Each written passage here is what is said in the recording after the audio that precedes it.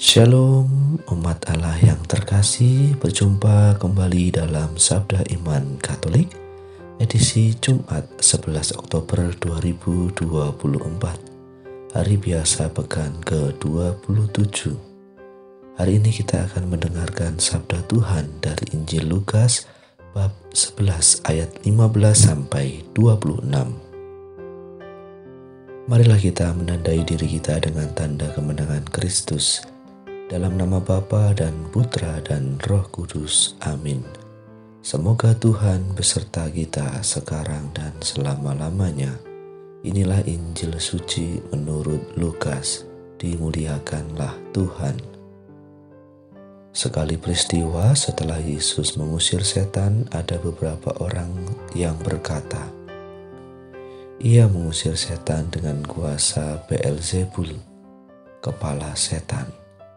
Ada pula yang meminta suatu tanda dari surga kepadanya untuk mencobai dia.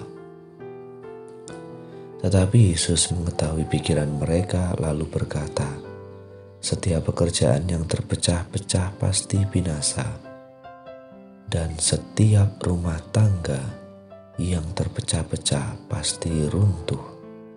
Jikalau iblis itu juga terbagi-bagi dan melawan dirinya sendiri, bagaimanakah kerajaannya dapat bertahan? Sebab kamu berkata bahwa aku mengusir setan dengan kuasa Beelzebul. Jadi jika aku mengusir setan dengan kuasa Beelzebul, dengan kuasa apakah pengikut-pengikutmu mengusirnya? Sebab itu merekalah yang akan menjadi hakimmu. Tetapi jika aku mengusir setan dengan kuasa Allah, maka sesungguhnya kerajaan Allah sudah datang kepadamu. Apabila seorang yang kuat dan yang lengkap bersenjata menjaga rumahnya sendiri, maka amanlah segala miliknya. Tetapi jika seorang yang lebih kuat daripadanya menyerang dan mengalahkannya, maka orang itu akan merampas perlengkapan senjata yang diandalkannya dan akan membagi-bagikan rampasannya. Siapa tidak bersama aku, ia melawan aku, dan siapa tidak mengumpulkan bersama aku, ia mencerai-beraikan.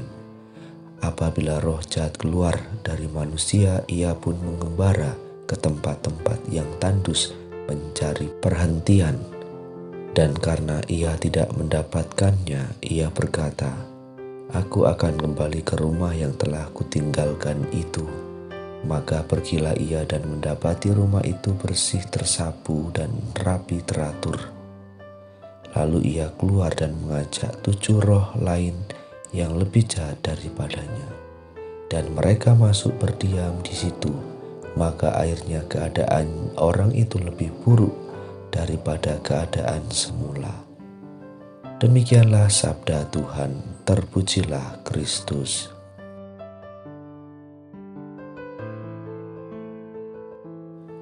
Umat Allah yang terkasih dalam Kristus, ketika Yesus mengusir setan, orang banyak menyaksikan peristiwa tersebut.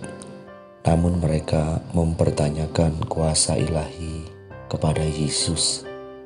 Mereka menuduh Yesus menyembuhkan banyak orang dengan menggunakan kuasa Beelzebul, si kepala setan. Kuasa penyembuhan itu masih terjadi sampai sekarang. Memang banyak orang termasuk tokoh-tokoh agama mempertanyakan kuasa kesembuhan itu.